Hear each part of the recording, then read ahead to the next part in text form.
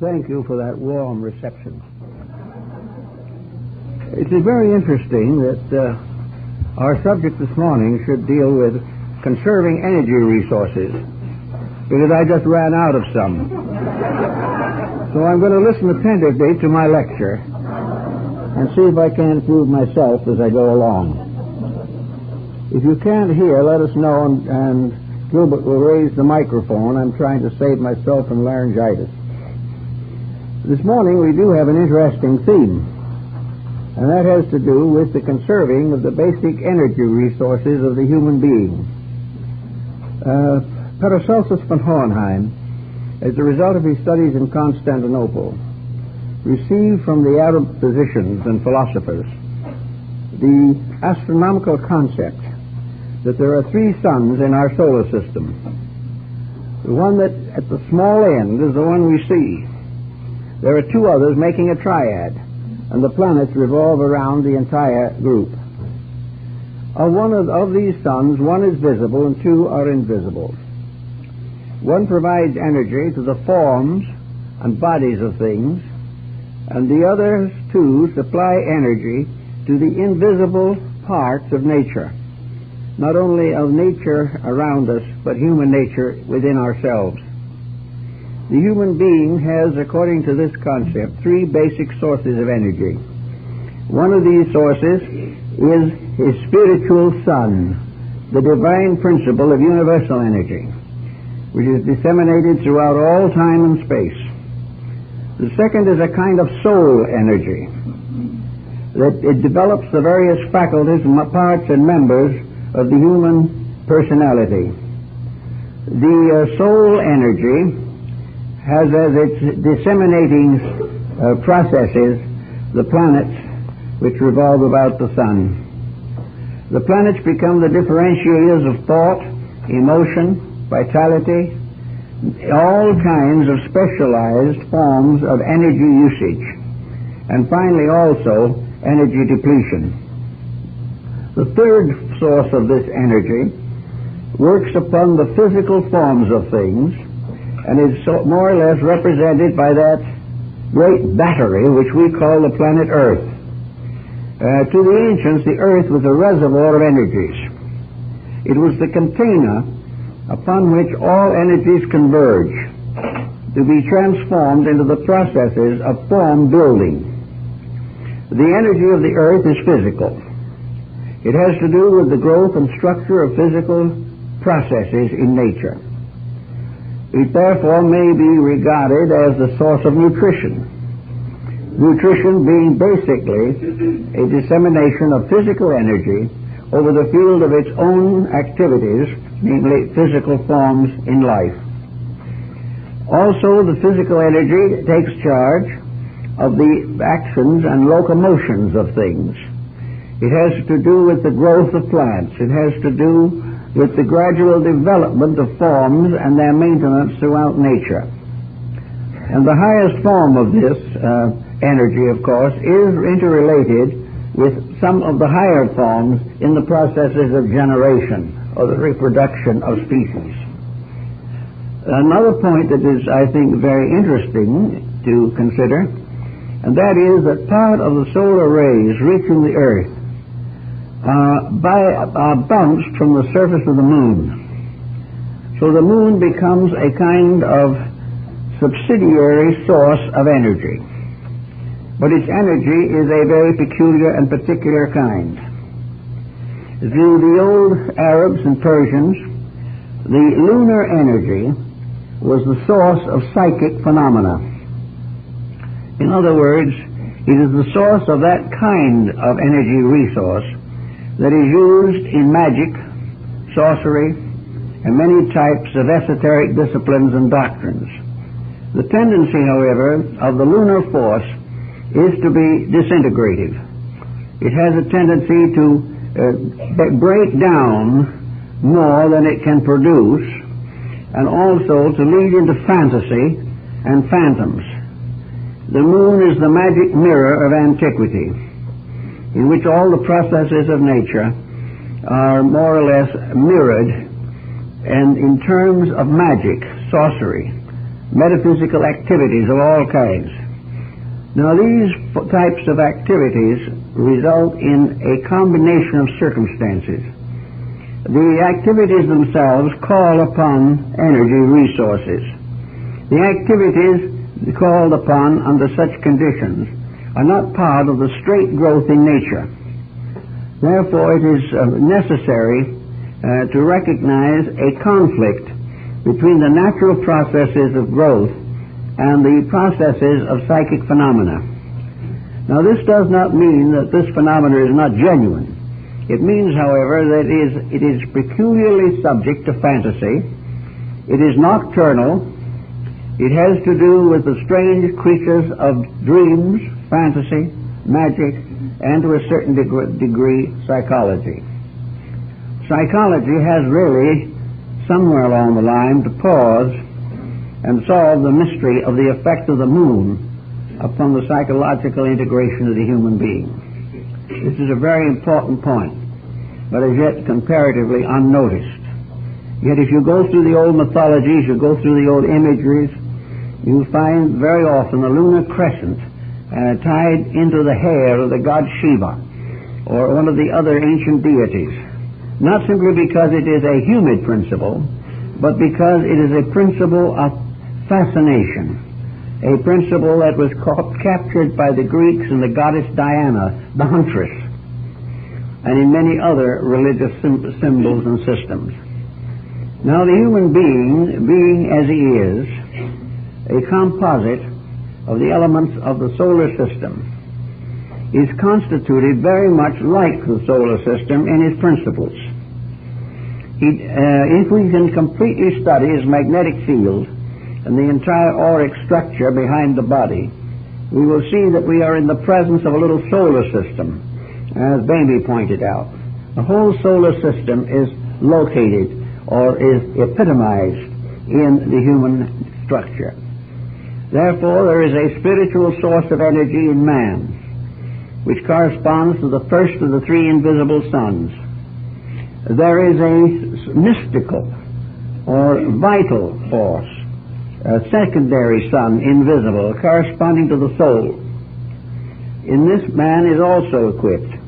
Then there is the physical sun in man, by means of which all of the body functions are maintained within his own structure, much as in the same way as in the solar system itself. The three suns in man are the heart, the brain, and the reproductive center. And these are the principal administrators of energy. There is also a psychic field associated with the solar plexus, which again becomes the counterpart of the lunar influence. All of these factors, taken into consideration, would form a very interesting study. And it's more or less of a pity that modern thinkers haven't recognized the dramatic importance of trying to investigate the invisible. Locked within the visible, and yet at the same time fully aware that the visible is suspended from something they cannot see. Too many learned persons simply discard the possibility of making the parallels which might be of the greatest value in solving human problems.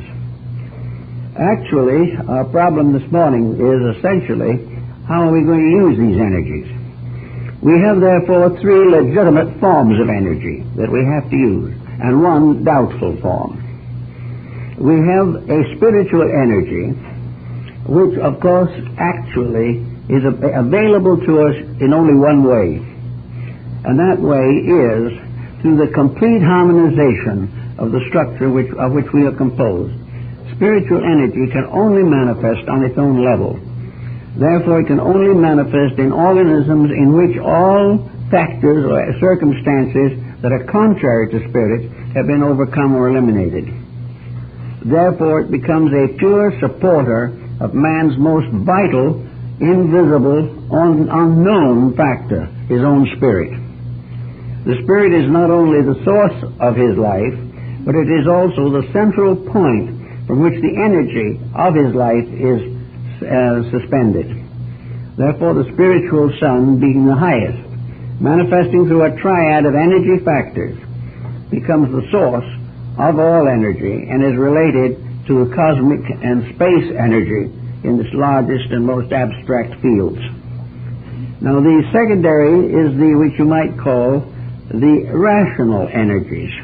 These have to do with the mind, with the development of the body, with the laws and rules governing knowledge, with the expansion of arts and sciences, and the supporting of ideals, convictions, integrities. And here is where we have one of our major difficulties. We have within the individual the possibility of using these energies as he himself chooses to use them. As a result of that, these energies are often in conflict. And where this conflict exists, it becomes a major factor in the depletion of the physical resources of the individual. The conflicts between attitudes, then, become one of the major sources of the depletion of the energy which maintains the human being on the level of the human being. It is therefore very important that each individual reconcile the parts of himself. He must reunite a sort of family relationship. He must get away from the push and pull of conflicting pressures which are due to conflicting ambitions, attitudes, and emphases on the various levels of his skills, his ideals, and his integrities. The individual whose convictions are not supported by his conduct, for instance, is bound to be in trouble. He is bound to deplete his energy resources. He destroys them. He creates toxins in them. He pollutes them as air could be, or water can be polluted. It is therefore most important that the individual shall overcome the negative pressures of his own mental, emotional focus. Now, many people today are making quite a project out of becoming spiritual. They hope very much that they're going to be able to transcend the limitations and problems of daily living. Very many of these people, however, are not doing too well. One of the main reasons is that they have not placed a proper censorship upon their own conduct. Individuals who are seeking spiritual integrities and spiritual values cannot compromise the ordinary affairs of life. The individual who is still seeking power, seeking wealth, seeking superiority, desiring to join a kind of spiritual aristocracy by which he is better than ordinary mortals, this type of person is not gaining anything from his efforts to be spiritual. No amount of disciplines, no amount of dedications can overcome weaknesses of conduct. The main point always is to build conduct, to bring the energy fields into balance, and to conserve all resources so that energy is available for the highest possible purposes, so that this energy is available almost completely for the unfoldment, discipline, and growth of the higher nature itself.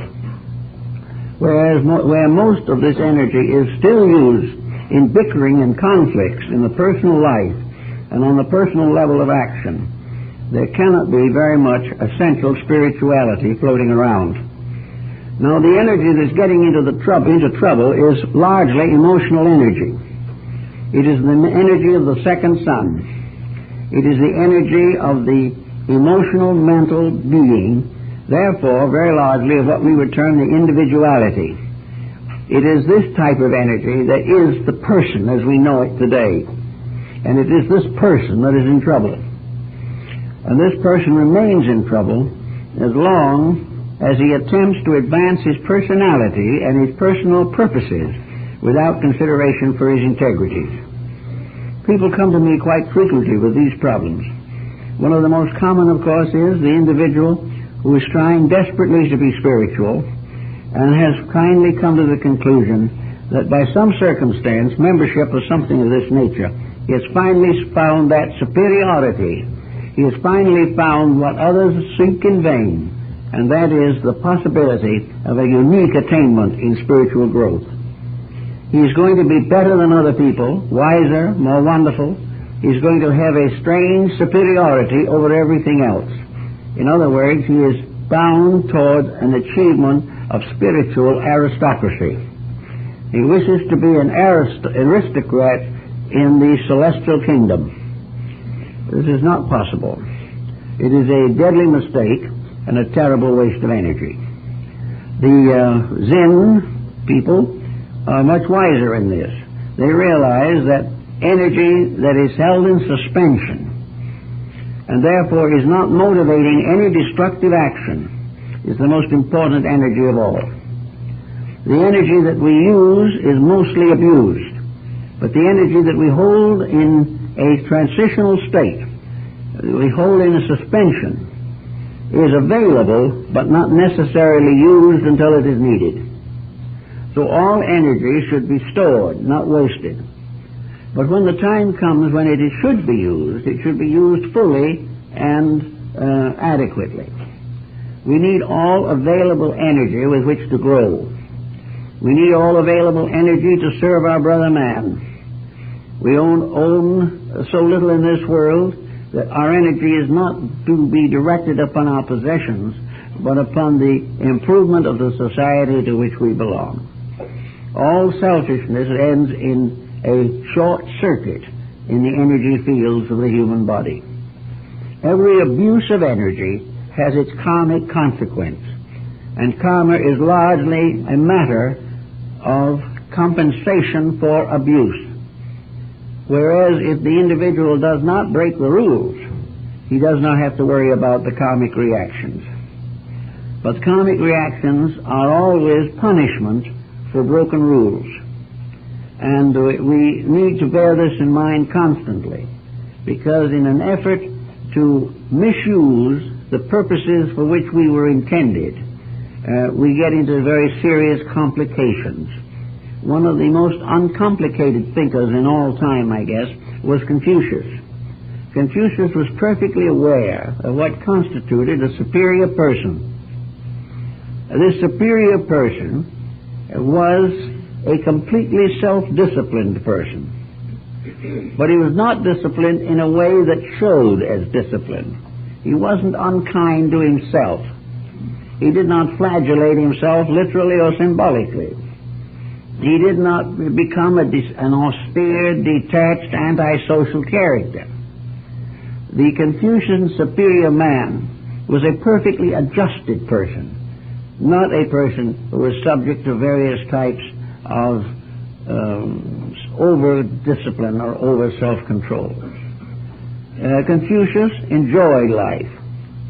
He regretted that other scholars did not rise to cooperate in the reformation of China, but he did what he could, and he became notable for a very sincere, superior kind of living.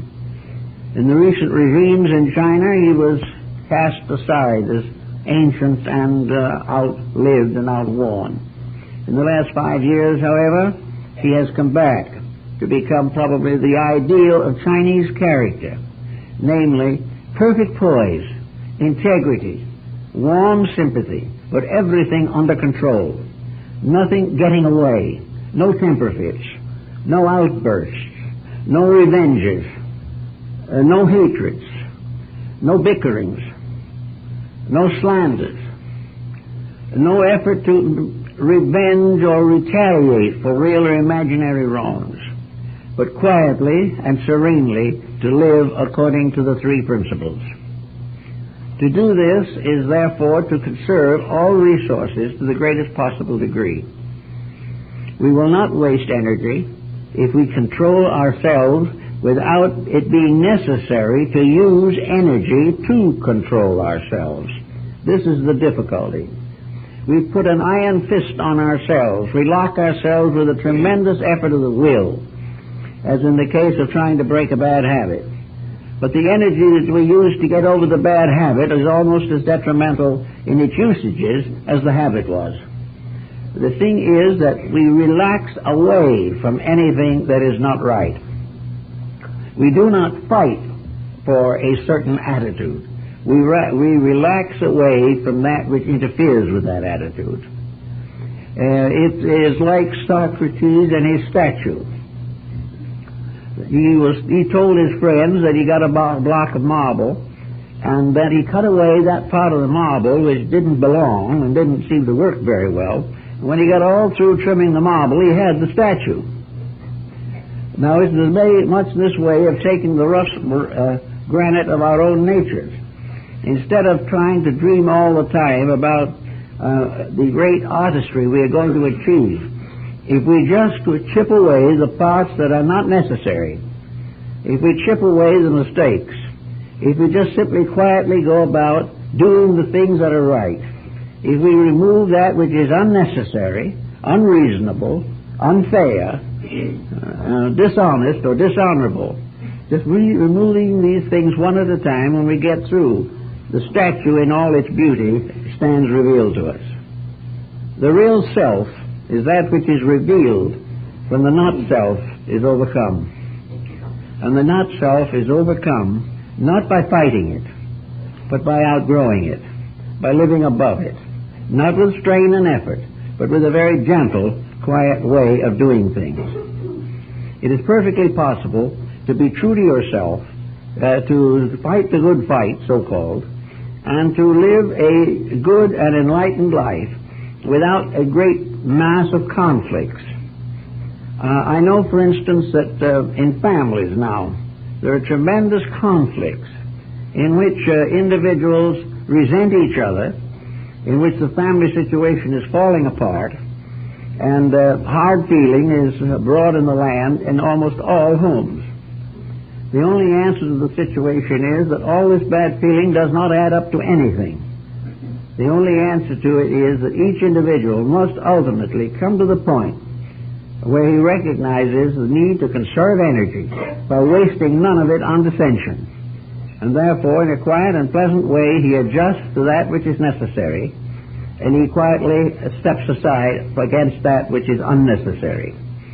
He does all that it is supposed he should do. He does not walk out on a duty.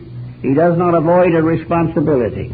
He does not reject a lesson, but he accepts all of these things quietly and with dignity. This was the code of Francis de Assis, and it is a very difficult code to excel.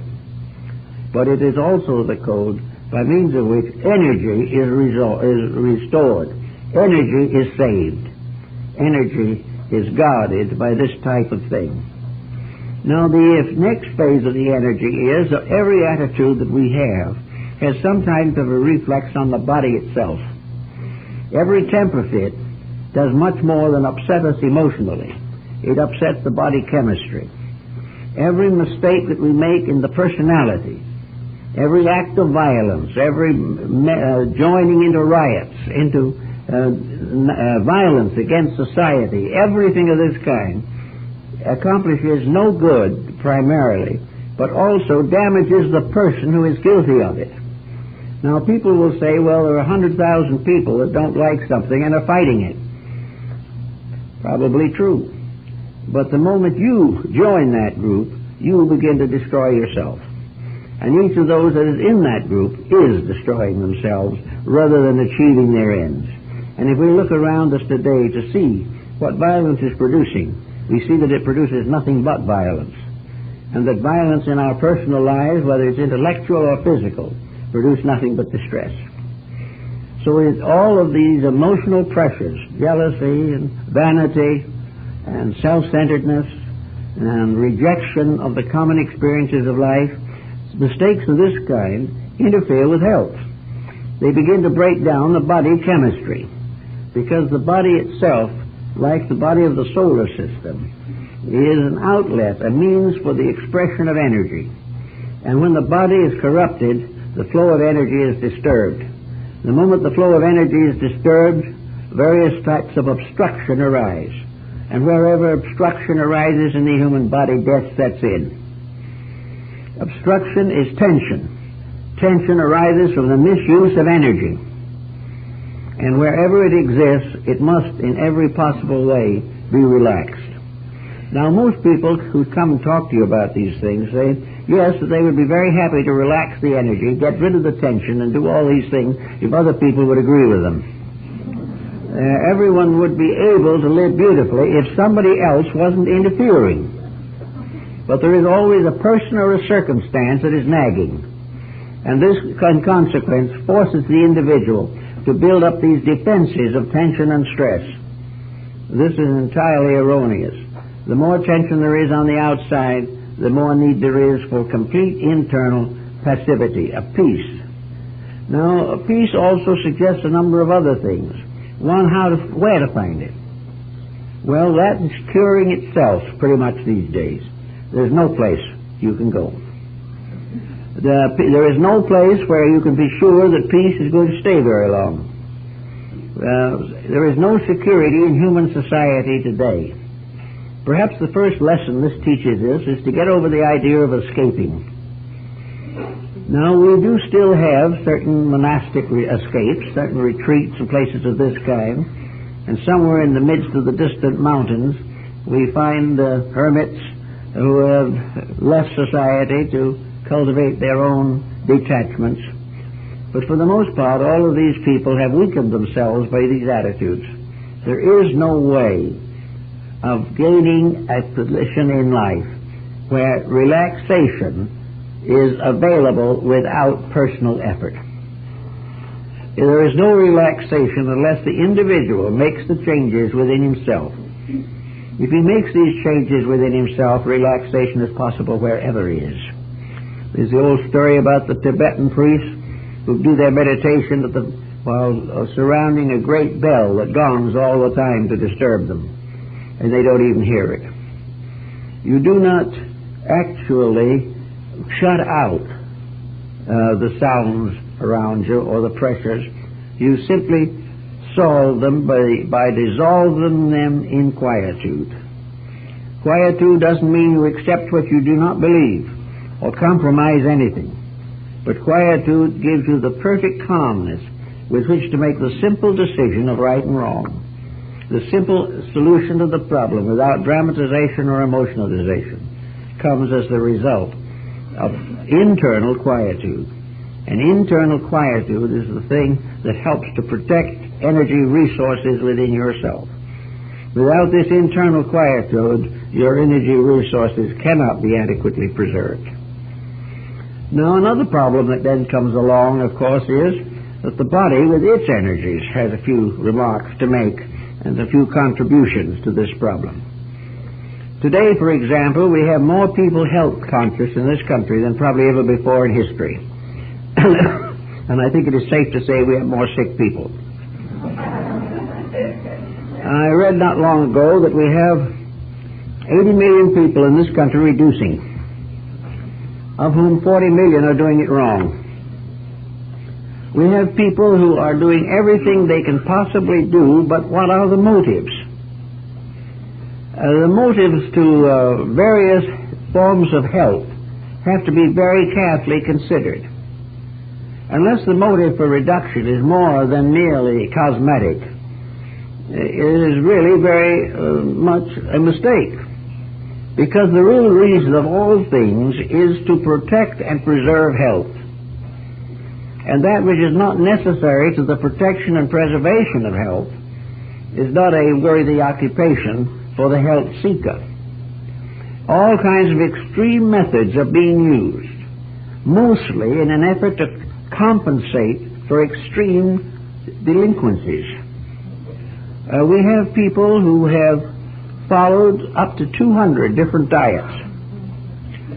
Some of them, of course, we'll never know what happened because they didn't last through the 200 diets. Around the middle of the list, they passed out.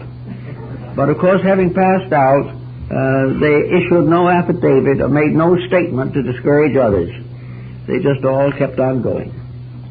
The problem with health, again, is energy preservation and protection. The purpose of food, which is derived largely from this great battery which we call the earth, the energy of food is to maintain and protect life. Any form of nutrition which does not essentially fulfill this need is not necessary or advantageous. Many people eat all kinds of things that make them miserable in an effort to accomplish some cosmetic result. This is not the answer. If the person understands life if the person comes into direct contact with the rules of the game, he will naturally and of his own accord keep those rules. But if they are forced upon him by others, or he is lured into them by ulterior motives, then this is not true. So in the matter of maintaining the physical health, again, the physical health depends upon the quietude of the body and the fact that the body does that which it was created to do. The body has a purpose. If that purpose is fulfilled, the body is happy. But if the body is made the object of too much concern, it becomes embarrassed and begins to result in defects of health. The body should be left very quietly to the fulfillment of its own needs. And on one occasion, Plato referred to a young dude in the Athenian colony, Alcibiades. He said, "Here we have a red dagger in a jeweled sheath. We have a body that is just the body of a fop, a body that is covered with the finest raiments and the greatest jewelry, and which has a great pride in itself. And inside it is nothing. There is nothing there but surface." Now this is something that ultimately will destroy the body, because surface alone leads to dissipation. The body is a useful purpose. It is there for us to use. If we abuse it, we suffer. If we use it, we gain a great deal of help and cooperation from it. But the body is not to be intended as the ruler of the life. The body is not to be taken as proceeding in authority or in purpose all the rest of our existence. We are not here to be servants of the flesh. We are not here to devote all our waking time to trying to develop muscle or brawn. We are here to use the body as we would use a good vehicle. If we have a good car, we will keep it up because we need it. In the old days, we had a horse and buggy. We fed the horse well so that it was properly curried and stabled in order that it might fulfill its purpose.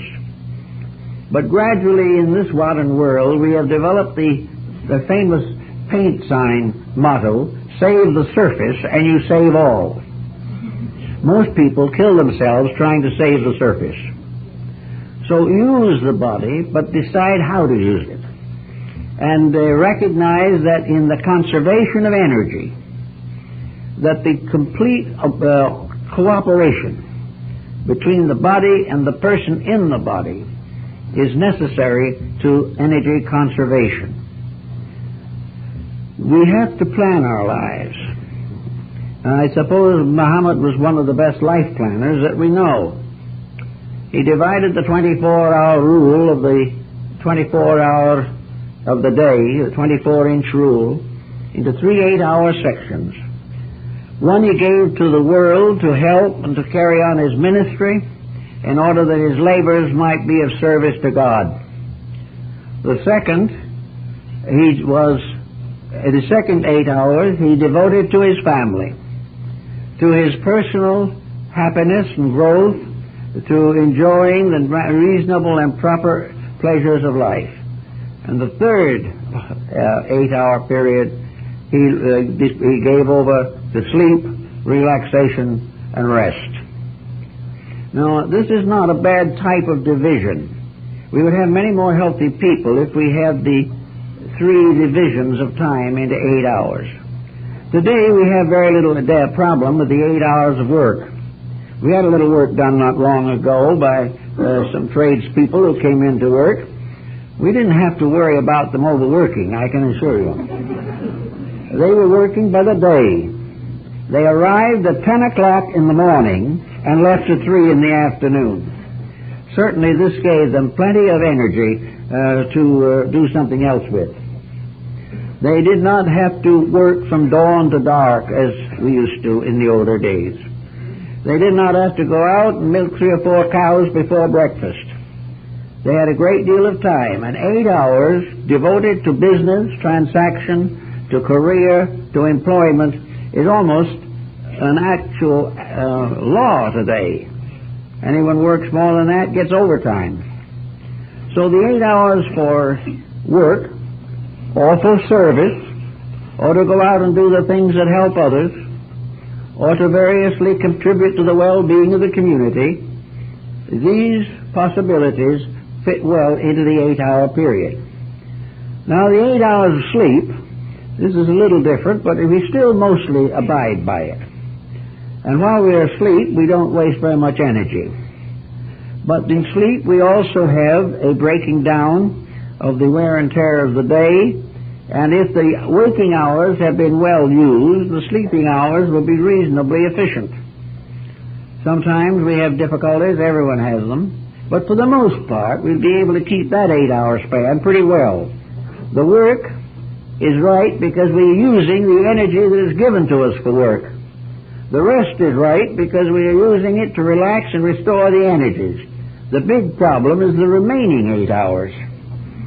Here we have the 8 hours to do as we please. Here are the hours of self-improvement, rest, relaxation, study, pleasure, family, friends, children. And I would say that this group of 8 hours is in miserable condition at the present time. Our idea now of 8 hours of happiness and pleasure is television. Here we sit and watch murders for 8 hours, and also occasionally get a brighter moment from a commercial. Also, if we are not doing that, we are doing all kinds of wasteful, useless things. We are going out and drinking too much. We are keeping up a social life that doesn't mean anything. We are possibly indulging in the narcotic culture. Or perhaps we are simply sitting around fussing, reading the newspaper, worrying about the world, and very largely ignoring the better type of life. We are not giving the children proper attention. We're not giving the family proper attention. Nothing is falling apart. Now this is where the part of our psychic integration, which corresponds to the 7 planets, or the soul section of man's triune nature, of spirit, soul, and body. It is the soul structure which is the part that is giving us the great trouble. Here we have conflicts, we have confusions, we have ambitions overruling common sense, we have the gratification of sensory perceptions without end, we have a tremendous struggle for luxuries, we are afraid to economize, we want to try to maintain a level of economics that is falling apart underneath us, and we are not doing anything with that 8-hour period, which is perhaps one of the most important of our entire life.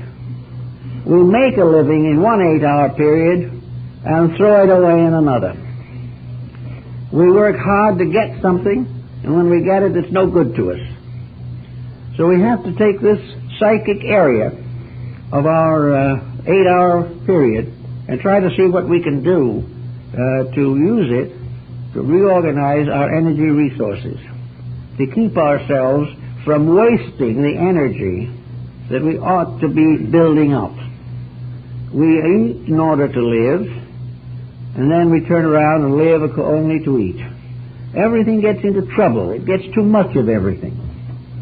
So in this 8-hour period, what we are supposed to do is to develop the overself, to provide the life with steering gear, provide it with motives, provide it with opportunities to grow, to become better human beings and to become more significant human beings.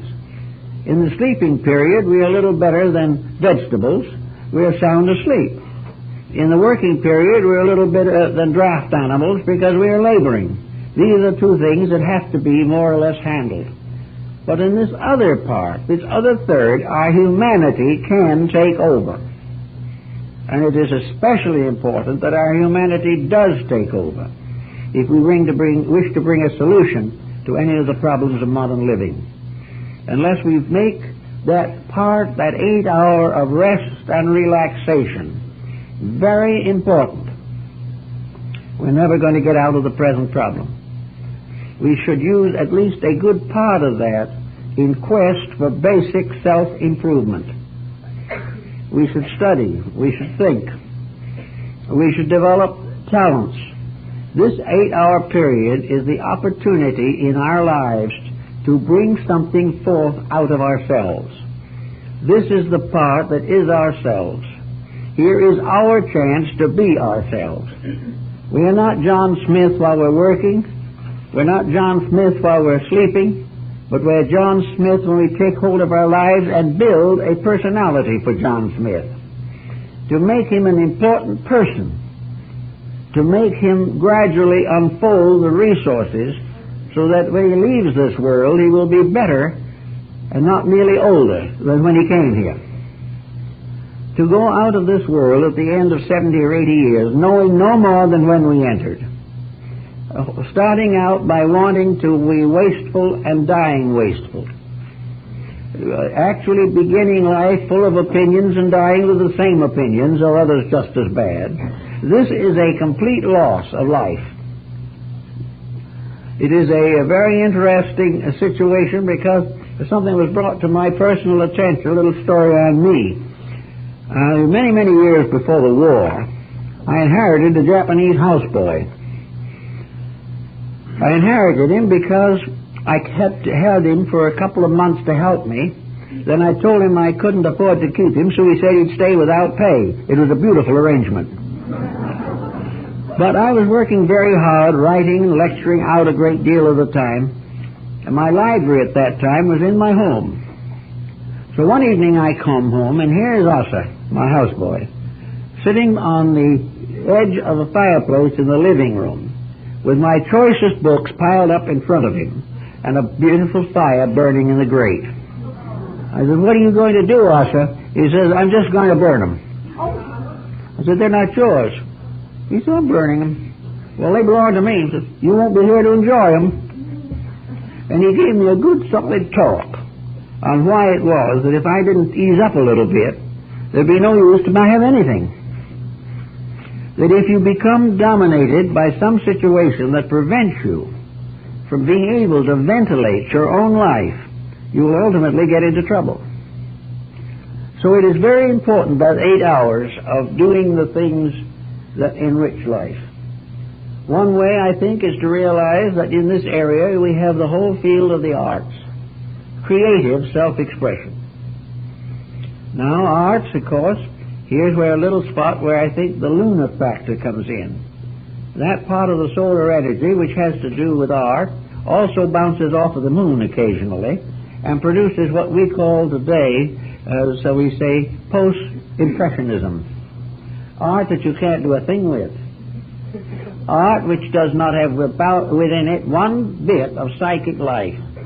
It does not help you to grow.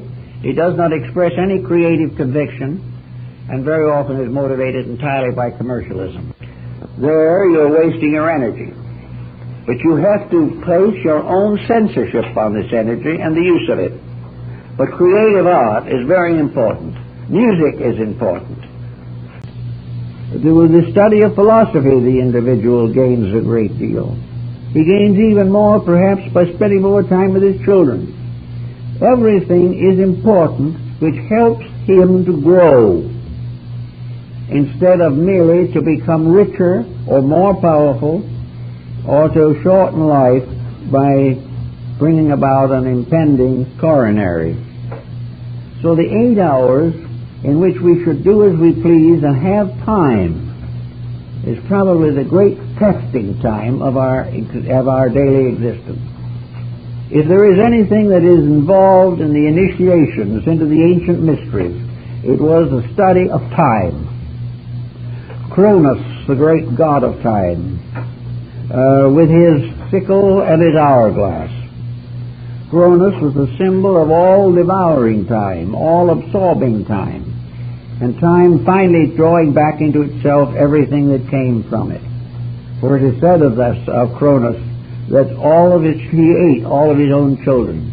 because he devoured everything that existed within the sphere of his existence. Time is terribly important to us. Time is also something in which we can grow.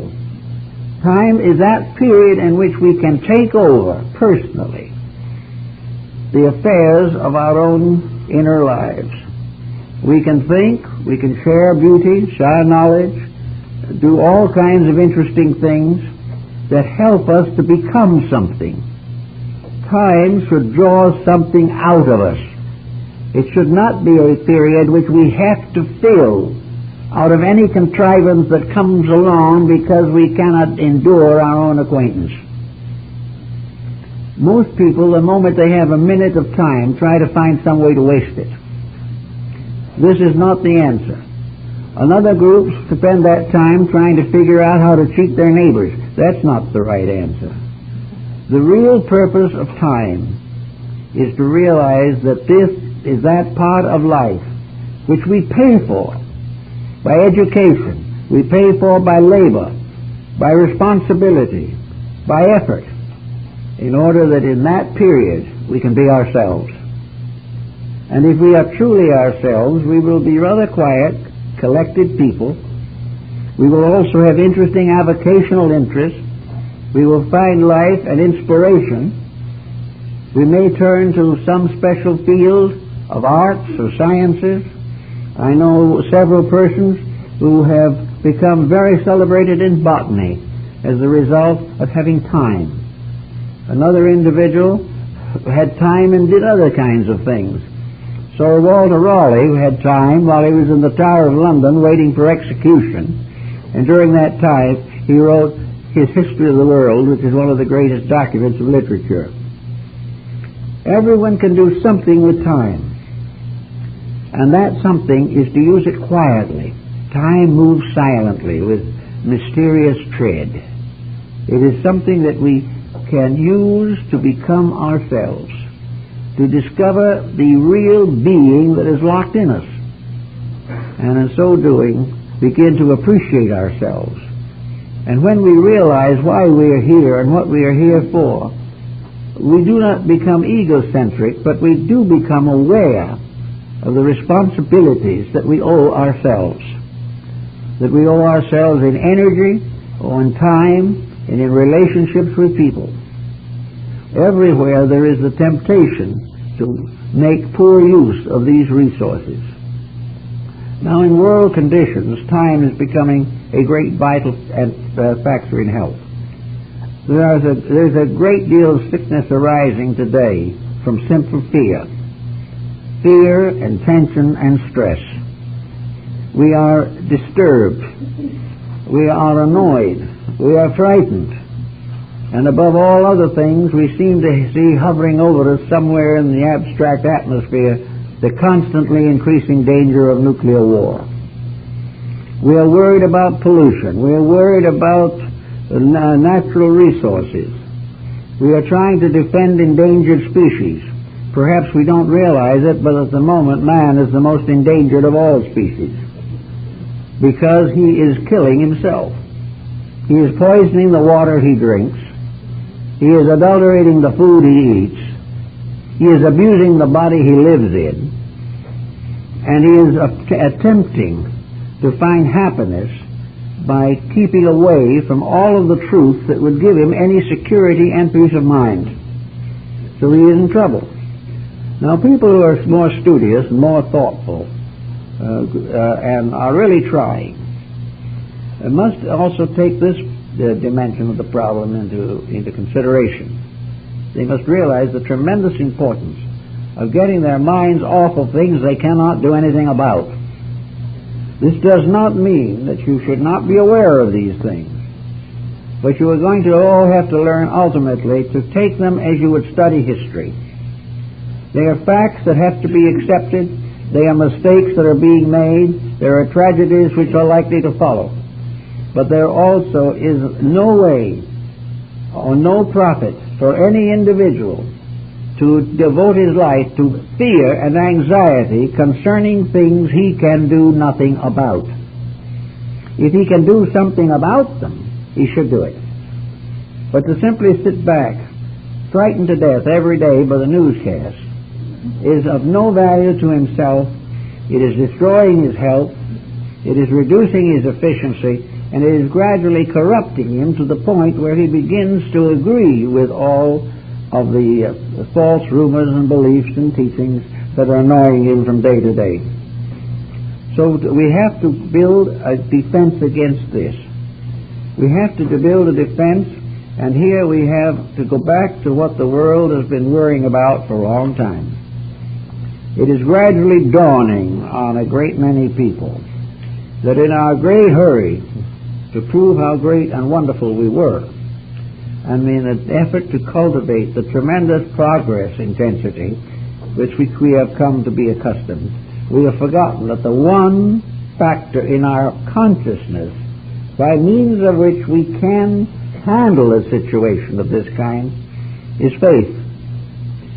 This is the spiritual sun. Wisdom is the sun of the soul. Health is the sun of the body. And faith is the sun of the spirit. So the faith factor is the supreme energy factor of all. There is nothing in the universe that strengthens as much as faith, or allows strength to flow through it. And there's nothing that weakens the human being or any social structure than lack of faith. And all fear arises ultimately from lack of faith. So in our problem of straightening out our energy resources, it is necessary for us to begin to put together the structure of the universe and realize that we are part of something that is forever changing. We are part of a process in which mistakes are inevitably being corrected, even though painfully. That the great stream of life is moving toward the inevitable victory. And that in a universe which is suspended from pure spirit, material things can never actually take over. The individual who tries to make them take over is buried with his ancestors. All of the great despots have gone down to a common earth. And as one poet said years ago, it is interesting to imagine that on the grave of Caesar, violets grow. And they probably grow perhaps off of the very fertilizer of Caesar. All power, all of this great pomp and panoply goes. And the thing that remains is man's motion toward the fulfillment of himself. The fulfillment of his real destiny, which is not to be bigger, stronger, and more powerful than his neighbor, but to be more and more right in the light of truth and in the facing of the problems of existence. It is actually very definite that in this problem we have a new way of building peace of mind and conserving resource. Save your energy by faith. Now they say faith without works is not very beneficial, but faith has its own works. And where faith leads, the works follow. The works are not a substitute of faith, but they are suspended from it, as from a glorious principle in space. Faith in its own way prevents us from so many false judgments. Almost all of our antagonisms in life are based upon the fact that others have injured us.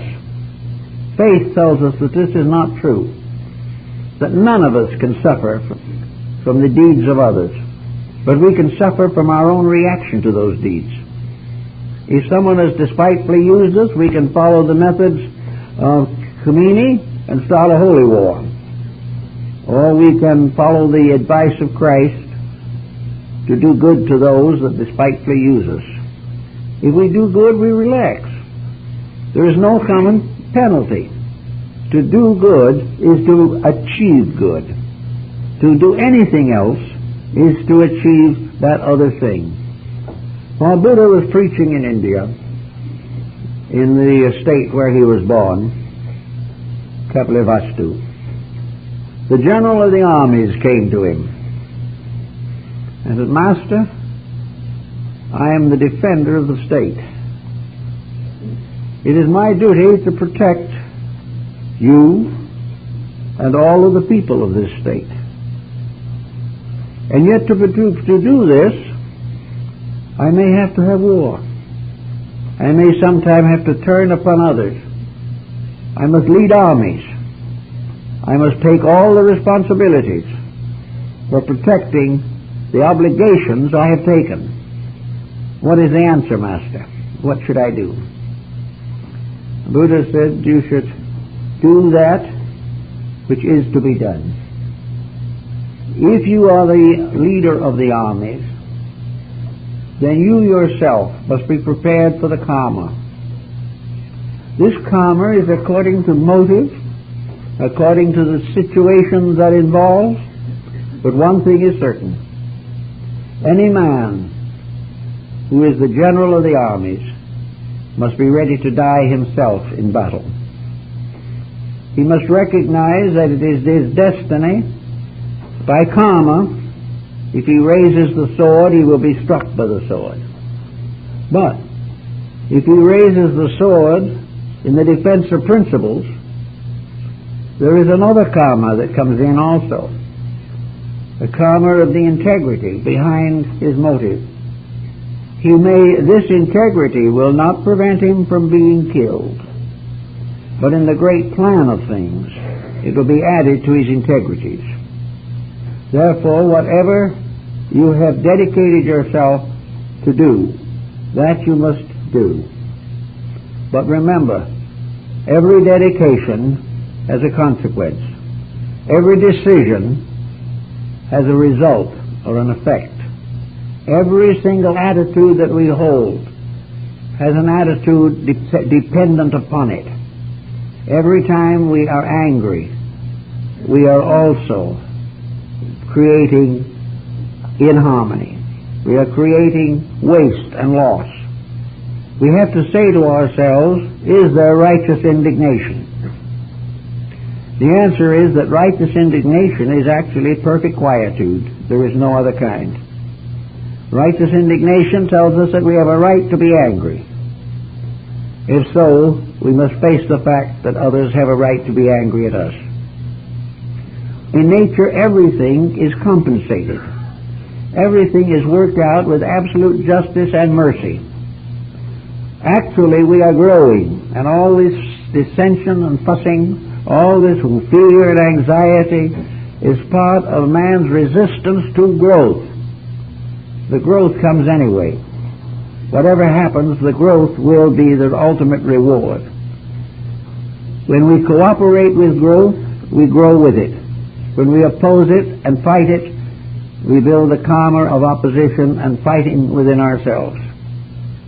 So our energy resources tells us that if our faith is great enough, in order to maintain inner peace, that we can then face all change with a good hope. We can face all the situations of life without anxiety, without fear. We can do what is necessary with perfect calmness of spirit. This is only possible, however, if we add maybe something else to it. Faith is a wonderful thing. In fact, it is absolutely necessary. But how does one develop faith? It's a little difficult for the average person to say, I can totally accept the situation that I do not understand. How can I have faith when I see nothing but misery around me and the wrong people always seem to be winning?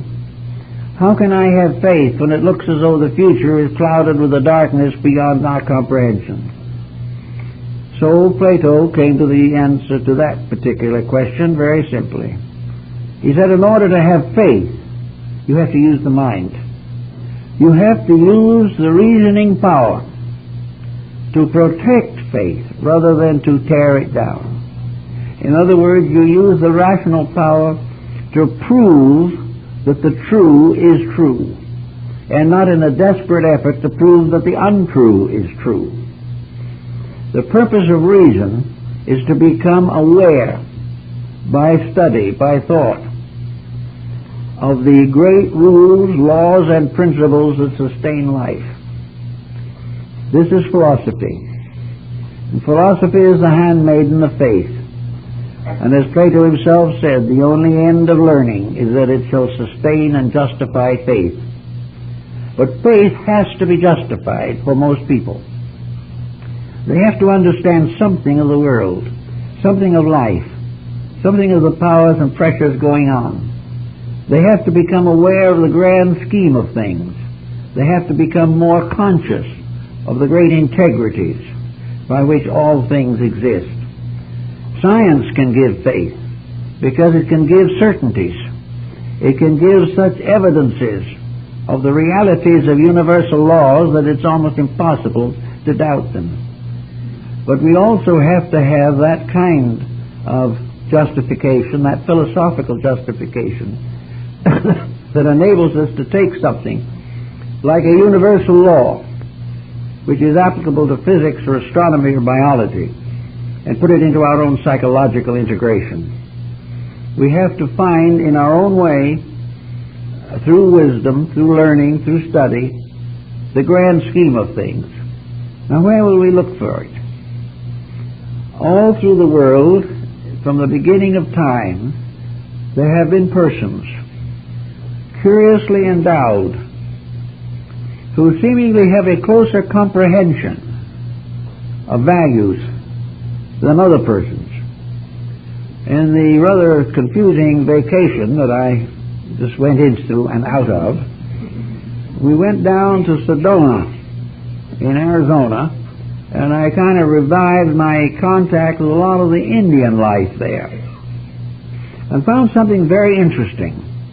Since I had been there many years ago, an entirely new group of young Indians have come up. And these young Indians have gone back in their own records. They've gone back to the ancient legends of their ancestors. And they've taken those legends and thought about them instead of laughing at them. Instead of thinking how stupid their ancestors were, or why it would be impossible for a primitive Indian sitting on the top of a mesa to make a major contribution to knowledge, they began looking into these things to find out what the old ones were believing. And the old ones were dying out pretty fast. Not many of them left. And some of these old ones did not want to die until they had left the story of what they knew to somebody. They had been more or less sworn to secrecy. But now they wanted somebody to know. So they shared this knowledge not only with their own younger people, but with an occasional Anglo, being a term for non-Indian. This peculiar circumstance has led to some interesting discoveries. Among the Hopis, for example, the question came up of what came first. What was the first thing? Now, these people can't read or write. They've never been to school. Their knowledge comes only from the old ones who went before them. So they asked one of these old men, what was the very first? And he said the very first was space. Going on forever. An infinite area. On and on and on and on. Everything, everywhere, all over, full of space. And what happened then? All life came from space. All life came when seeds were sowed in space. And who sowed the seeds? God. And who guarded this? God. And how was it all handled later? God picked wise men, taught them, and gave them the leadership, and told them to instruct the people. And step after step you went along until you did not know whether you were in Hopi land, India, China, Japan, or Greece. The same teaching, the same principles, the same realizations, the same beliefs, the same integrities, the same requirement of initiation into the tribal rites in order to prove merit and worth. In many tribal peoples, a young person is not a citizen by birth. This idea of citizenship by birth wasn't known much by the ancients because it didn't fit. And why didn't it fit? Because nobody can be right by accident. And no one can be wise by birth.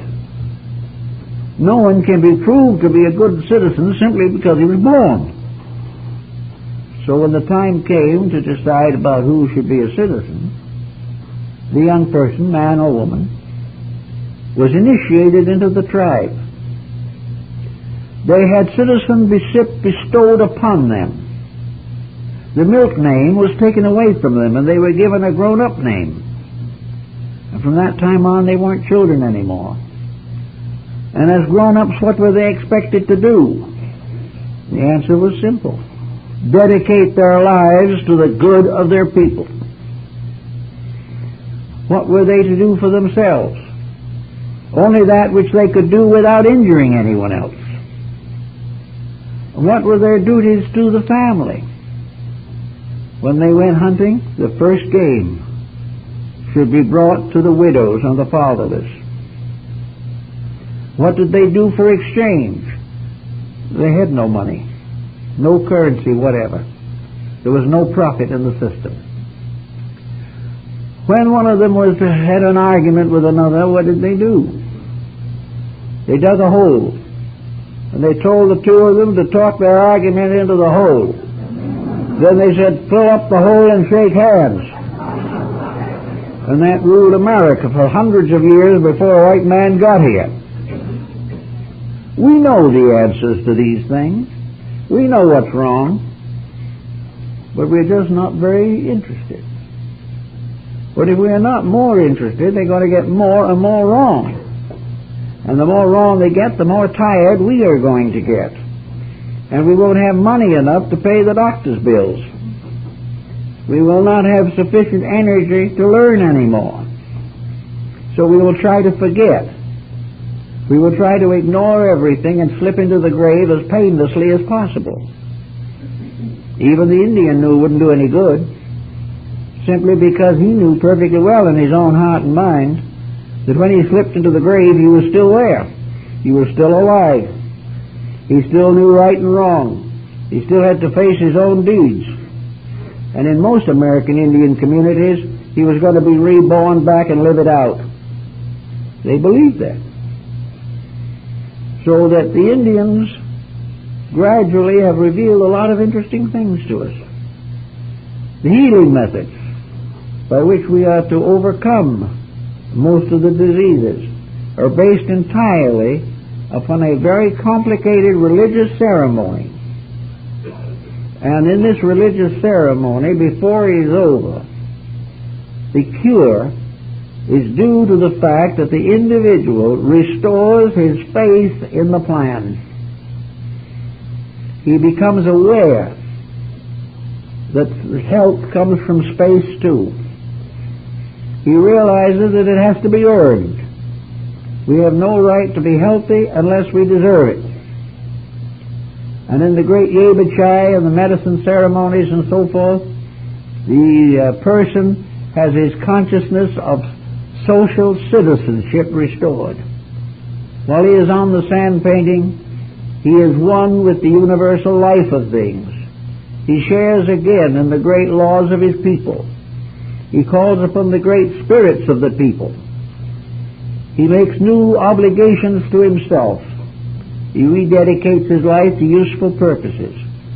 And while the chanting goes on, the drums roll and the rattles are rattled, he gradually regains his citizenship in his own tribe, something that was taken away from him in many instances where foreigners coming in would not let him even have his own language.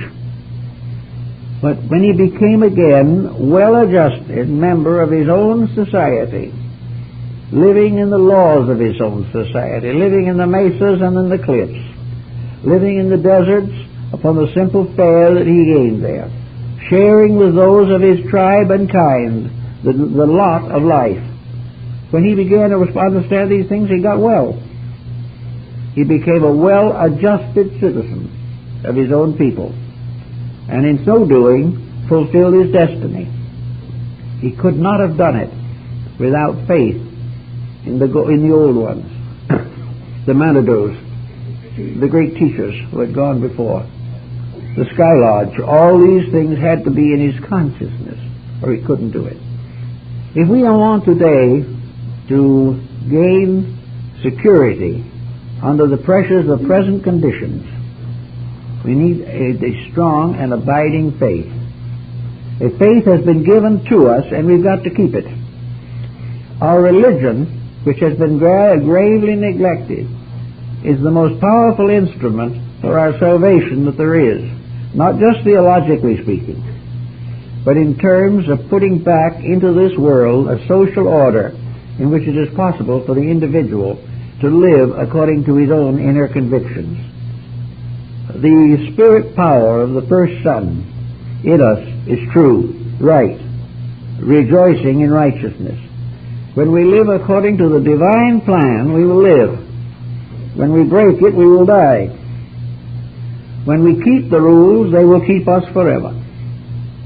But unless we have an understanding of something bigger than ourselves, something more worthwhile than the little accumulations to which we are dedicated, unless we have a purpose nationally, internationally, racially, culturally, a purpose to build something that is going to endure, build upon dedication, self-sacrifice if necessary, martyrdom if need be, but build toward an eternal pattern of securities. Unless we are willing to know that we are here to do something, we won't do anything. And not doing anything important, we do all kinds of things to hurt each other and ourselves. But if we once gain an insight into the plan of things and realize that we were created to help to fulfill that plan, that we were intended to roll up our sleeves and be part of this great program of righteousness, when we understand that, we can do something about it. And if we can't do very much about it because of conditions around us, then we have to know that by virtue of conditions within us, that no one who tries can fail, that no one who makes a good effort can escape the reward for that effort. We are eternal. We have been here before. We'll be here again. It goes on and on. The virtues that are not rewarded now will in due time be rewarded. But the vices which we think we have evaded, they will be back also. We will have the perfect right to recognize that out of a great cycle of embodiments, we have one lifetime.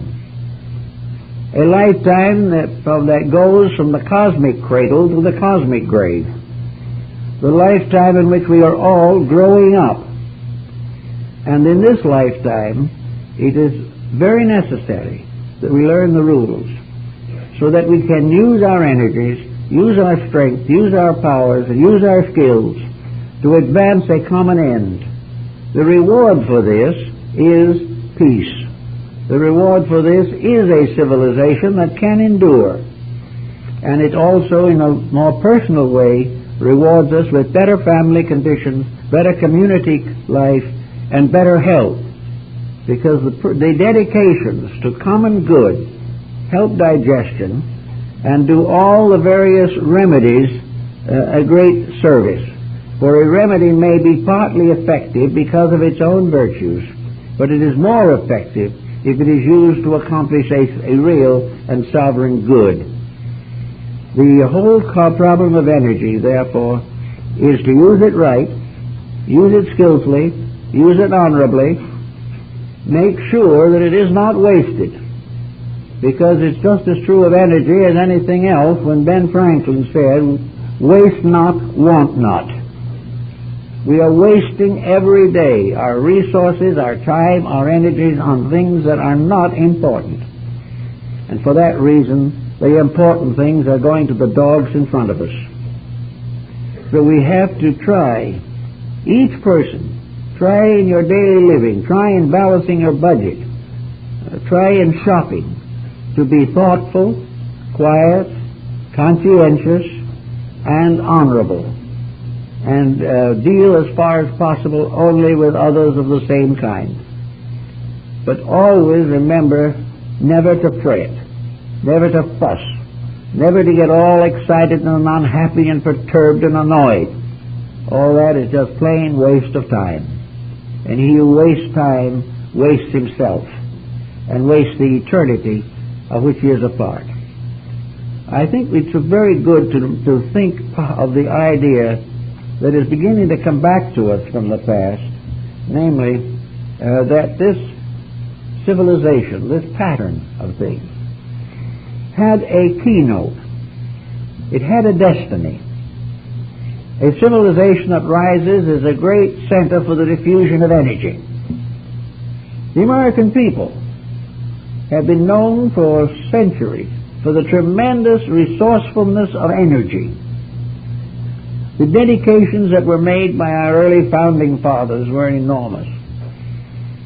The labor of building this nation, day by day, year by year, of building it together, of creating an organized place which was to become a refuge for millions of persons in distress and sorrow in all parts of the world. This nation had a reason for existence. That reason has slowly faded away from the average member of society. He no longer thinks of it anymore. He is no longer aware of the fact that his country is a dedication, that there is some reason why he should rebuild or restore the original purpose. For out of the corruption of other countries, we sought to build a clean country.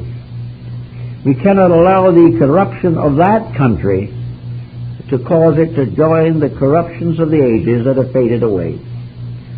We are now in danger of doing the very thing that we created this nation to prevent, avoid, and escape. We have changed aristocracies, but we still have them. We have complete lack of dedication to the great good for which we were intended. Now, it may be that some of us still feel that way. We have that dedication, and more will have it every day, because it's coming back and coming back very fast. But with this dedication, we will use our energies day by day in what ways we can to be of more use, more value, more friendliness with other people. And in so doing, we will build a destiny. And sometime, somewhere, all those who labored together to make it a better world will have that better world. And little by little, the corruptions that have failed to achieve anything will fade out. We have to start. Religion gives us faith. Wisdom strengthens our religion. Labor glorifies both faith and wisdom. And also, all of these together provide the proper, normal use for energy. And we are more or less reminded of the Eucharist, which is probably one of the most sacred symbols of Christianity.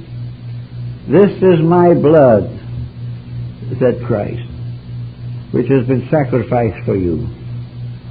This blood is life. Christ becomes a symbol of the spiritual sun. The rays of that sun are the blood of life. And in ancient times, the sun was shown with drops of blood pouring from it. In early Christianity, the Lamb of God was shown with the 7 wounds.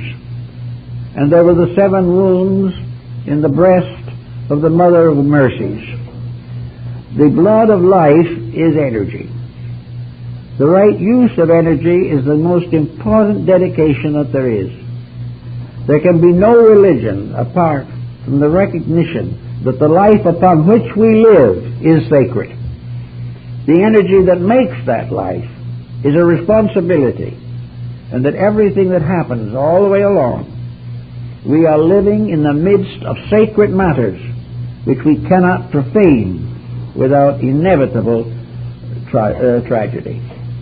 It is absolutely necessary for us to look upon the universe as the body of a divine being, and every cell and every atom of that universe must be treated with respect treated with, if necessary, with veneration.